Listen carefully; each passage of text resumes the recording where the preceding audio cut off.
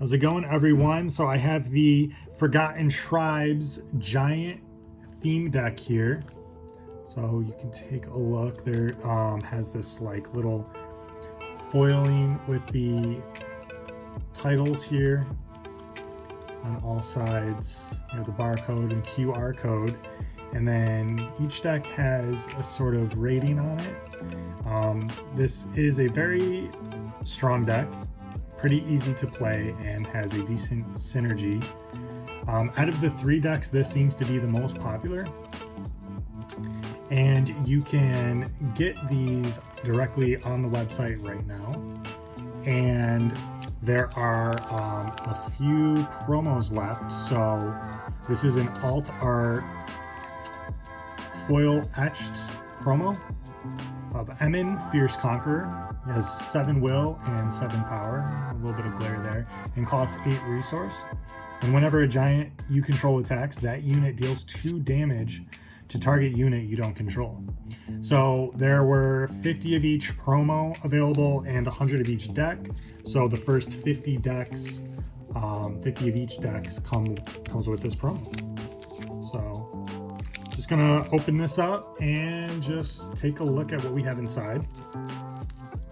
There's also some gameplay footage on the YouTube channel.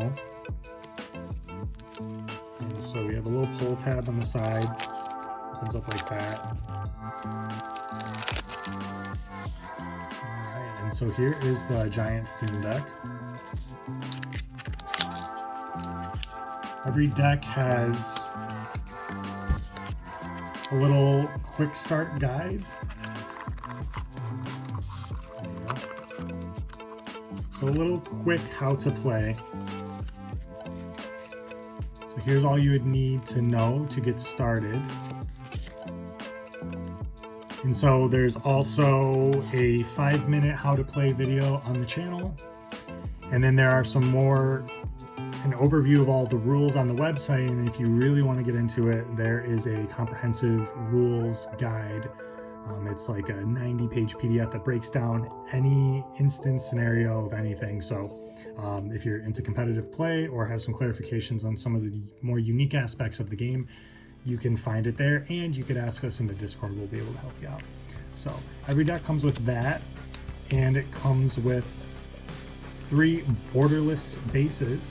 So a deck consists of 40 cards and 3 bases. And in the theme decks, the bases are borderless, non-hollow, and that's exclusive to these decks. And so I do like the borderless appearance on the bases. It's really draws more focus towards the art, especially when the cards don't have a text box ability. So we have Cliffside Passage, has 3 defense, 2 capacity, 3 resource. So at the start of each of your turns, you're going to gain 3 resource just from this base.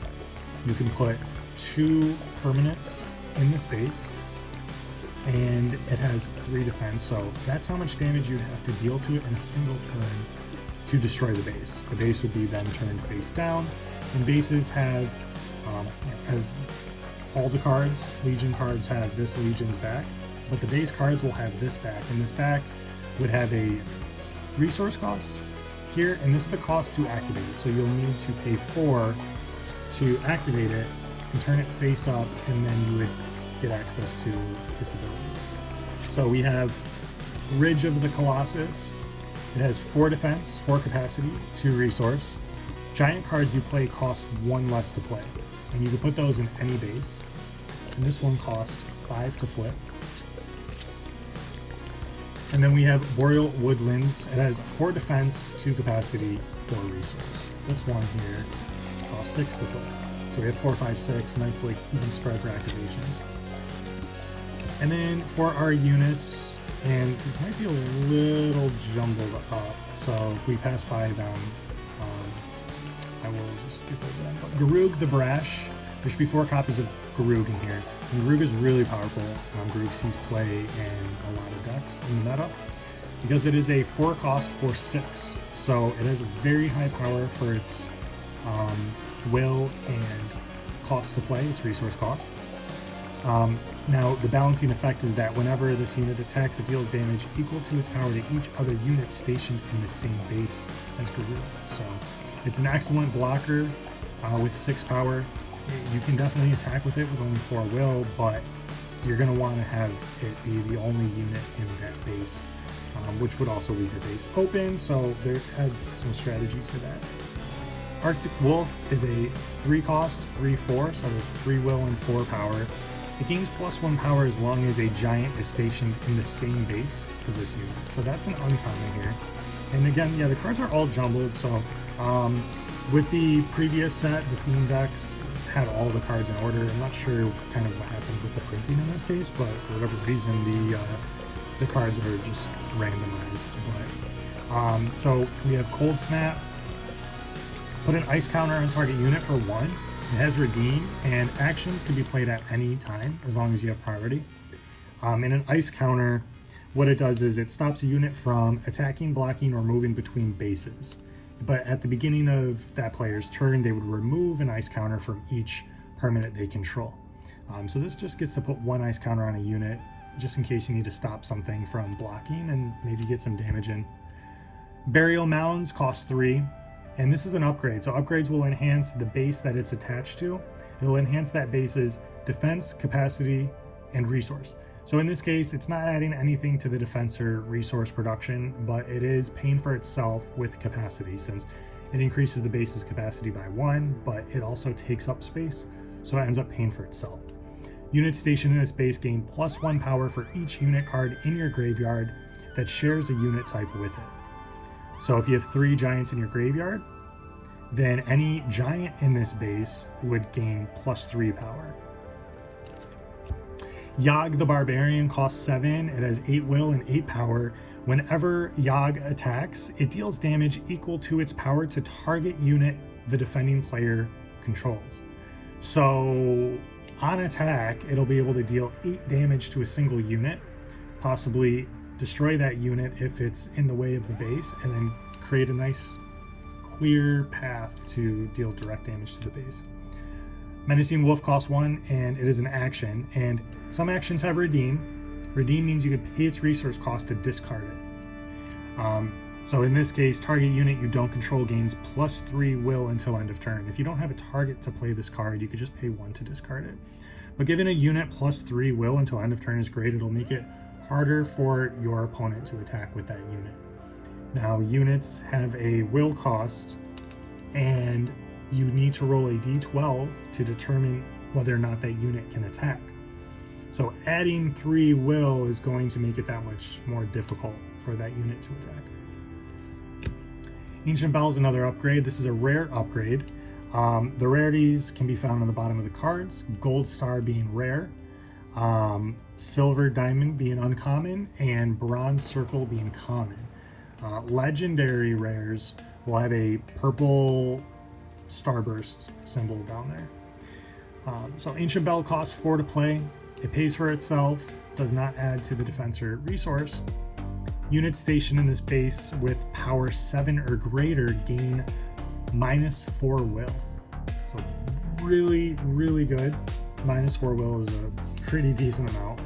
And it works really well with this card actually. Mighty War Ender. Cost 4, it actually reduces the base's defense by 1, but the ability itself is pretty powerful. It also doesn't pay for itself with capacity. But units stationed in this base gain +2 will and +4 power. So it works well with Ancient Bell. If we have a unit that isn't quite up to 7 power, let's say it has 3 power, then it becomes a 7 power unit, and then it ends up only giving it -2 will because of the -4 and the +2, so really good. Mighty War Ender. Oh, I just did that one. Yeah, so Giant's Feast is a trap, so all traps cost 2 to play. You play them face down, and your opponents can't look at the traps until you activate it, or if they have a card that says they can. So you would pay 2 to play this face down, and you would pay 4, or whatever its activation is. Giant's Feast costs 4 to activate its ability. Destroy all attacking units. As long as you control 2 or more giants, you gain 1 resource for each unit destroyed this way. So you could activate your traps when the base it's attached to is attacked, targeted, or destroyed. War Drums is another trap, and you would pay 2 to reset all units. So this is a nice like surprise. You can attack your opponent, everything's reset is like basically untap, and so when you attack successfully, you'll tap or rest the unit, and then at the beginning of your turn you will untap or reset the unit. But what this will do is it'll reset all units you control as that base is being attacked, so it looks like you can't defend, but then you activate that and you end up blocking. So we have our Menacing Wolves, Cold Snap, Borrow the Barbarous, costs 6, it has 9 will, 6 power. As long as you control a unit named Naro Enforcer, this unit gains -4 will, making it a 5/6. 5 is decent enough to attack with, and 6 power is pretty strong. We have our Garugs, and then we have Naro. So we have Naro and Borrow. Naro Enforcer, costs 6, has 7 will, 6 power. As long as you control a unit named Borrow the Barbarous, this unit gains +4 power, making it a 7/10. So, heavy hitter. Arctic Wolf, Batong the Razor, costs 6, 6 will, 6 power. Whenever this unit is blocked, it deals 1 damage to target base. This card is very unique in that it's the only card in general right now that can deal direct damage to a base. No other card can do that. That's pretty good. Woodlands Giant, it costs 6, has 7 will, 4 power, and when you play this card, you may destroy target upgrade. So really good. Typically it costs 4 to destroy an upgrade. There's a few cards that can help you do that, but this, you basically get that effect plus a 7/4 unit for 2 more. So there's Batong, Woodlands Giant, Cold Snap again, Arctic Wolf, Menacing Wolf, might be all of the cards here. Borrow, Cold Snap, more Borrow, more Garou, more Woodlands. Actually, we should see another card in here. Giant's Feast, Trap, and then there we go, Emin. So this is the original card. This is the card that's on the box, and this is the card that has the alt art promo with it. And as you can see, it says promo right there. So yeah, Emin, whenever a giant you control attacks, that unit deals 2 damage to target unit you don't control. And then War Drums again. So that's the giant theme deck. You can get this directly from the site right now on legionsofwill.com. You can play this deck on Tabletop Simulator, and if you check out our videos, you can see some gameplay where we play the giants versus the other 2 decks, the Dwellers and the Anatarians. And I'll also have those deck openings reviews on this channel. So thanks for watching. Check out our Discord, and yeah, we can play and help answer any questions. Thanks for watching. Peace.